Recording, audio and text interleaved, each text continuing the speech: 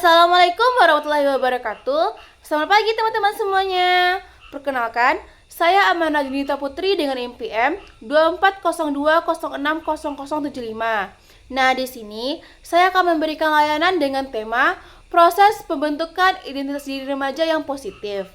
Layanan ini bertujuan agar teman-teman semuanya yang menyaksikan video ini dapat memahami proses pembentukan identitas diri yang positif, sehingga mampu mengenali potensi diri, mengembangkan sikap positif, dan menentukan tujuan hidup yang lebih bertanggung jawab.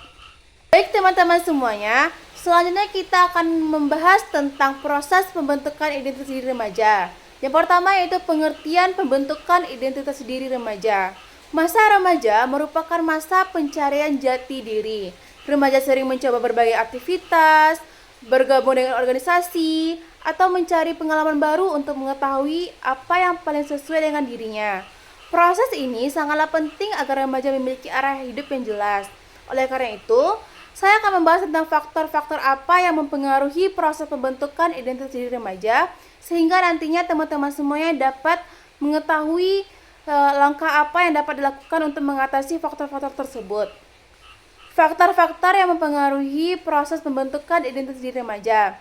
Terdapat dua faktor. Yang pertama yaitu faktor internal dan yang kedua yaitu faktor eksternal. Pertama yaitu faktor internal. Faktor internal merupakan faktor yang berasal dari dalam diri remaja seperti konsep diri, kepribadian, minat, bakat, kemampuan, nilai, dan keyakinan. Yang kedua yaitu faktor eksternal. Faktor eksternal dipengaruhi oleh tiga faktor. Yang pertama yaitu faktor keluarga. Keluarga merupakan tempat pertama bagi anak dalam belajar. Nah, keluarga ini memiliki beberapa peran yang sangat penting dalam proses pembentukan identitas diri remaja. Contohnya seperti memberikan kasih sayang, menanamkan nilai dan norma, memberikan dukungan terhadap cita-cita anak, serta menjadi contoh dalam berperilaku. Misalnya saja, seorang anak yang mendapatkan dukungan dari orang tua terkait tentang kemampuan yang dimilikinya, maka hal tersebut akan membantu anak itu lebih percaya dan dapat mengembangkan potensi yang positif. Yang kedua yaitu teman sebaya. Teman sebaya sangat mempengaruhi proses pembentukan identitas diri remaja, karena remaja sering menghabiskan waktu dengan teman seusianya. Misalnya saja, jika remaja memiliki lingkungan teman sebaya yang positif, maka ia akan dapat mengembangkan potensi yang dimilikinya. Yang ketiga yaitu media sosial. Pada masa ini, media sosial sangatlah memberikan pengaruh bagi seorang remaja. Stigma-stigma negatif maupun positif yang diberikan kepada remaja tersebut bisa mempengaruhi proses pembentukan identitas diri seorang remaja. Selanjutnya yaitu proses pembentukan identitas diri remaja. Yang pertama yaitu mengenali minat dan bakat. Remaja perlu mengetahui apa yang menjadi kelebihannya. Contohnya, seorang remaja yang sangat menyukai menggambar dapat mulai mengikuti organisasi seni dalam bagian menggambar. Setelah mengenali minat dan bakat, selanjutnya yaitu mengeksplorasi diri dengan mencoba hal baru. Misalnya, seperti mulai mengikuti beberapa organisasi sesuai dengan minat yang dimiliki. Jika seseorang remaja memiliki minat dalam hubungan sosial dan kemanusiaan, mungkin dia dapat memilih organisasi seperti PMR ataupun pramuka. Jika dia memiliki minat dalam menggambar, mungkin dia dapat mengikuti ekstrakurikuler sebagian seni. Hal ini bertujuan agar remaja mengetahui kemampuan yang dimilikinya. Yang ketiga yaitu belajar dari pengalaman dalam pengambilan keputusan. Setiap pengalaman, baik berhasil maupun gagal, memberikan pelajaran. Contohnya, pernah gagal dalam lomba membuat seorang lebih giat untuk berlatih. Pengalaman membantu remaja menjadi lebih dewasa dalam mengambil sebuah keputusan. Yang keempat yaitu menentukan pilihan hidup. Setelah mengenal diri dan mengetahui kemampuan, minat, dan bakat yang dimiliki, remaja mulai menentukan tujuan hidup. Misalnya, memilih jurusan, menentukan cita-cita, menentukan organisasi yang ingin diikuti. Pilihan tersebut harus disesuaikan dengan kemampuan, minat, dan nilai yang dimiliki. Nah, teman-teman semuanya, di sini saya memiliki satu contoh film pendek. Diharapkan teman-teman semuanya menyaksikan dengan seksama dan dapat memahami pelajaran yang dapat diambil dari film pendek tersebut. Selamat menyaksikan.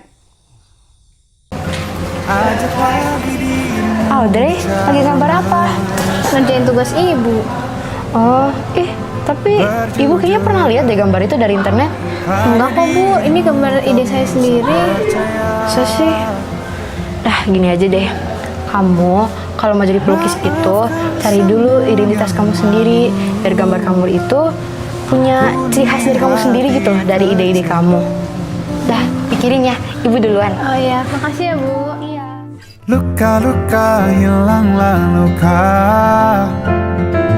biar tentram yang berkuasa. Kau terlalu berharga. Identitas diri. Apa sih itu identitas diri? Apa ya identitas diriku yang sebenarnya? Semua baik-baik saja. Lah, ada Audrey. Kok tumben sendiri? Biasa juga sama temen. Bengong-bengong lagi dia.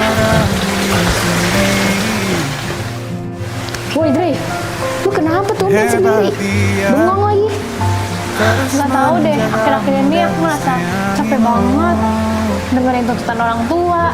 Udah gitu tadi Bu Lisha bilang aku harus cari identitas diri aku. Apa iya ya sebenarnya aku selama ini belum nemuin identitas diri aku? Dengar ya Dre, kamu tuh nggak boleh ngikutin apa kata orang. Kamu tuh harus jadi diri kamu sendiri. Coba deh kamu renungin, kamu refleksi. Siapa tahu nanti kamu tahu diri kamu yang sebenarnya itu kayak apa. Iya juga sih. Luka-luka hilanglah luka.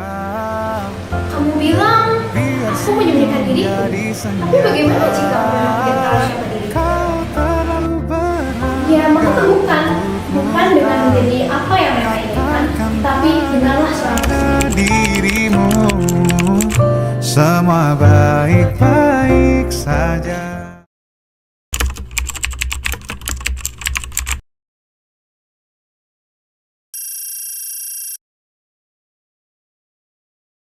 Baik, terima kasih telah menyaksikan film pendek yang telah saya tampilkan tersebut. Nah, di sini saya memiliki dua pertanyaan terkait tentang film pendek tersebut. Yang pertama, bagaimana proses pembentukan identitas diri yang dialami oleh tokoh dalam video? Dan faktor apa yang paling mempengaruhi proses tersebut? Yang kedua, jika kalian berada pada posisi tokoh dalam video, apa yang kalian lakukan agar dapat membentuk identitas diri yang positif? Jelaskanlah alasannya. Nah, untuk menjawab dari kedua pertanyaan yang setelah saya berikan tersebut, silakan Anda jawab dalam bentuk komentar ya. Baik, dapat kita simpulkan bahwa pembentukan identitas diri remaja merupakan proses mengenali diri, mengembangkan minat dan bakat, serta menentukan tujuan hidup. Proses ini dipengaruhi oleh faktor internal dan eksternal seperti keluarga, teman sebaya, media sosial, dan lain-lain. Melalui eksplorasi diri, pengalaman, dan pengambilan keputusan, remaja dapat membentuk identitas diri yang positif sehingga memiliki rasa percaya diri, bertanggung jawab atas pilihannya, dan memiliki arah hidup yang jelas. Baiklah, itulah kesimpulan dari pemberian layanan kita pada hari ini. Silakan bagi teman-teman semuanya untuk memberikan komentar terkait tentang pemahaman, perasaan, dan tindakan yang akan Anda lakukan ketika setelah melihat video ini. Silakan di komen di bagian bawah ya. Dan jangan lupa di like dan di subscribe channel ini. Bye-bye.